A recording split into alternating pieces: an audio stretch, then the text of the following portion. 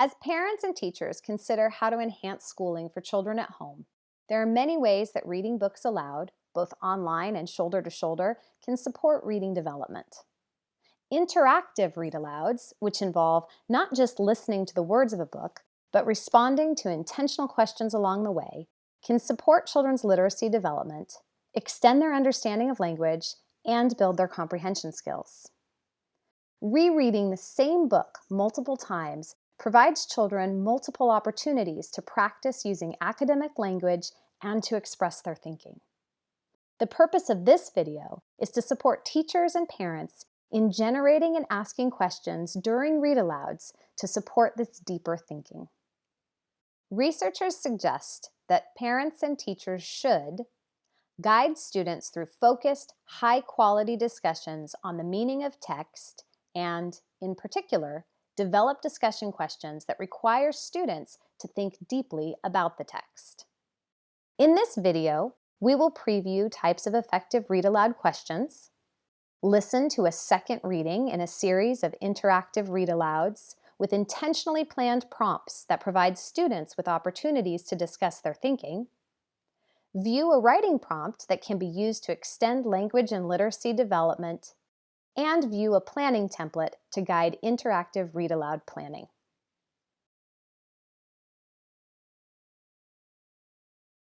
During each reading of the book, teachers plan for different types of questions, intentionally moving students from concrete to more inferential thinking, guiding them to be able to consider the book's underlying theme and the author's purpose. During the first reading, teachers ask on-the-surface questions, which help students clarify the basics of the story and understand the importance of the central details. Examples include, who is the main character? And where does the story take place? During the second reading, teachers ask below-the-surface questions, which help support students' inferential comprehension of the text. An example could be, what if, or how do we know? During the third reading and beyond, teachers ask deeper dive questions. These questions support students to think more deeply about the meanings the author is trying to convey in the text. An example is, what do you think the author wants us to understand about, Here's what a second reading of Last Stop on Market Street would look and sound like. Notice that you do not have to read the entire book during the second and third readings. Yesterday, we read Last Stop on Market Street, and we talked about the characters, the setting, and the problem in the story. The purpose of today's read aloud is to stretch our thinking about how CJ, the main character, changes throughout the story. We will think and talk about how CJ's Nana helps him see beauty in his community. We will discuss how the author uses words and pictures to help us understand how CJ is feeling about his community at different points in the story. Remember from our first read that CJ is having trouble seeing the beauty in his community. We also practiced some new words. They were community, appreciate, and surrounded. The community includes all of the people and the places where we live. Appreciate means that you're grateful for something. And when you are surrounded by something, it is all around you. Let's listen for when we hear those words again in the book today, and let's try to continue practicing those words when we have times where we get to talk. Last Stop on Market Street, written by Matt de la Peña, illustrated by Christian Robinson. Let's look at some pictures and let's remember some of the things that we learned and talked about yesterday when we first read this book. We looked at this picture and we talked about how we saw cars and big buildings very close together, We saw people walking and people riding bikes, and we decided that the setting of this story is in the city. Remember, the story started when CJ and Nana were coming out of church.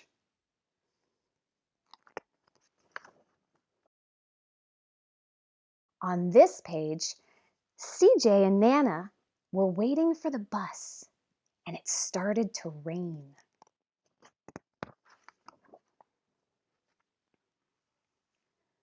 While they were waiting for the bus, CJ saw his friend Colby get in a car with his dad and drive away. And CJ had asked Nana, "How come we don't got a car?" And it made me wonder how CJ is feeling at this point in the story. I think CJ might be feeling a little sad because he and Nana don't have a car. He might be feeling a little jealous because CJ and Nana have to wait in the rain for the bus. They can't just get in a car and drive to where they're going. Boy, what do we need a car for? We got a bus that breathes fire and old Mr. Dennis, who always has a trick for you. The bus creaked to a stop in front of them. It sighed and sagged, and the doors swung open. "What's that I see?" Mr. Dennis asked. He pulled a coin from behind CJ's ear and placed it in his palm. Nana laughed her deep laugh and pushed CJ along. They sat right up front. The man across the way was tuning a guitar. An old woman with curlers had butterflies in a jar.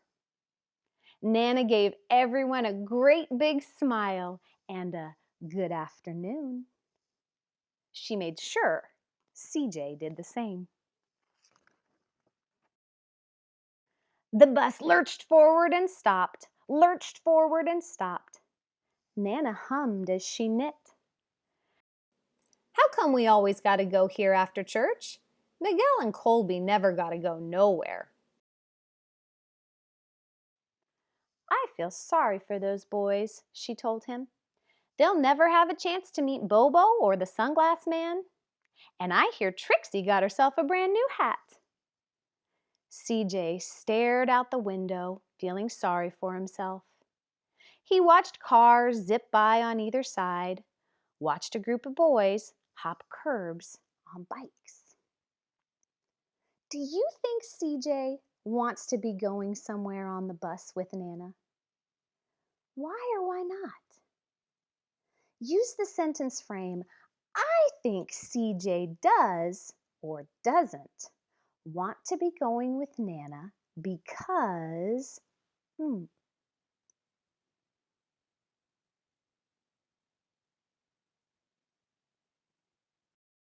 I was thinking about how CJ doesn't want to be going with Nana because he said, "How come we always got to go here after church?" And then it said he stared out the window, feeling sorry for himself. I think CJ wishes that he were off the bus and not on the bus going somewhere with Nana.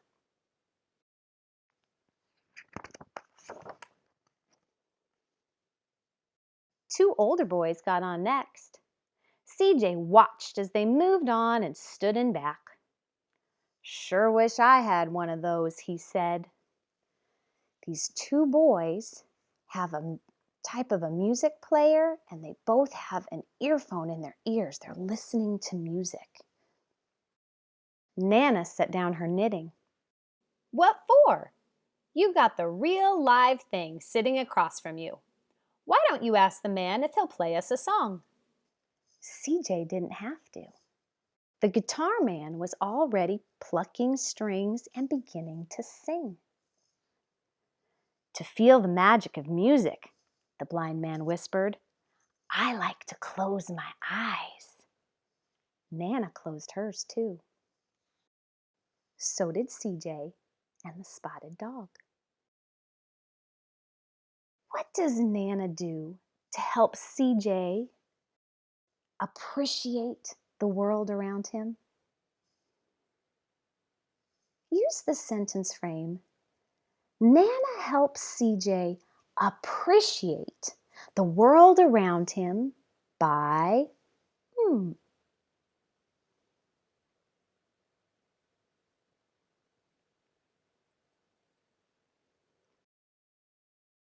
I was thinking about how Nana helps CJ appreciate the world around him by connecting with the different people on the bus. All of these people are part of their community. You might have talked about how Nana helps CJ appreciate how the blind man sees the world by using his nose and his ears instead of his eyes. You might have talked about how Nana helps CJ appreciate the guitar man who can play a song right there for everyone. Or you might have talked about how Nana helps CJ appreciate Mr. Dennis, the bus driver, who always has a trick for him.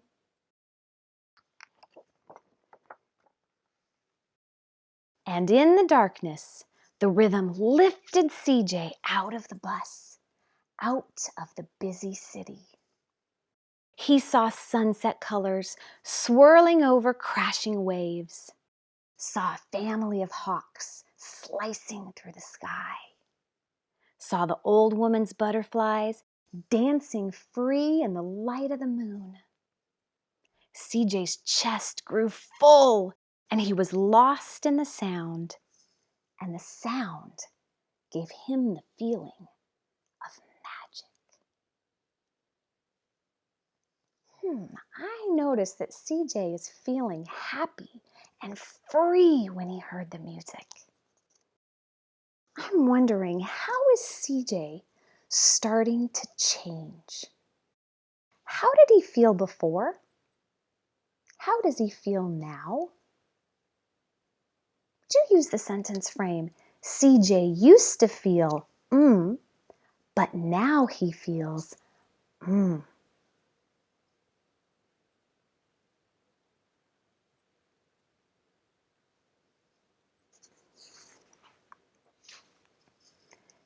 Did you talk about how CJ used to feel sorry for himself, but now he feels happy?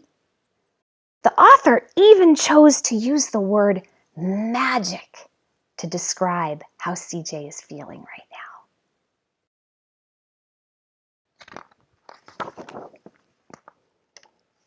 The song ended and CJ opened his eyes. Everyone on the bus clapped, even the boys in the back. Nana glanced at the coin in CJ's palm. CJ dropped it in the man's hat. Last stop on Market Street, Mr. Dennis called. CJ saw a perfect rainbow arcing over their soup kitchen. He wondered how his Nana always found beautiful where he never even thought to look. He looked all around them again, at the bus rounding the corner out of sight, and the broken street lamps still lit up bright, and the stray cat shadows moving across the wall.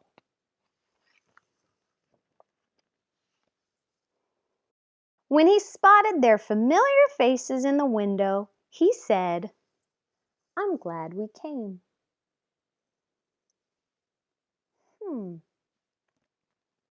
How does CJ feel when he sees the familiar faces of people in his community at the soup kitchen? Why does he feel that way? Use the sentence frame, CJ feels, I know because,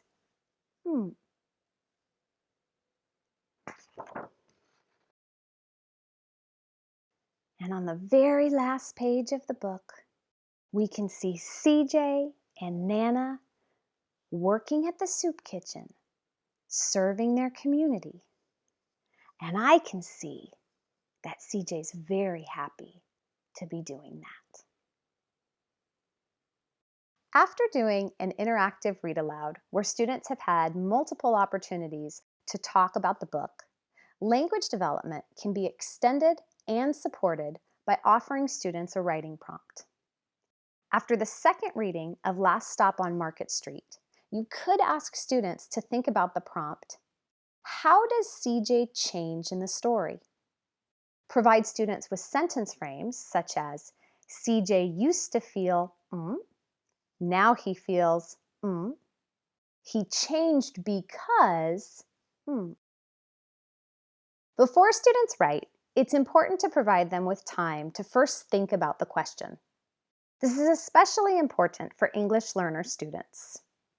Then, encourage students to discuss their ideas with you or another person and use as much of the language from the story as they can to support their ideas. Conclude by having students write what they just discussed and add to their drawings by labeling and writing as much as they can. Students who are unable to write on their own can talk about their drawing to an adult who can write their response for them. Using a planning template, such as the one included with this video, provides an opportunity to intentionally plan how to guide students from on-the-surface and recall type questions to exploring deeper themes of the book and making connections to the real world. To access this video and related resources, visit the REL West website.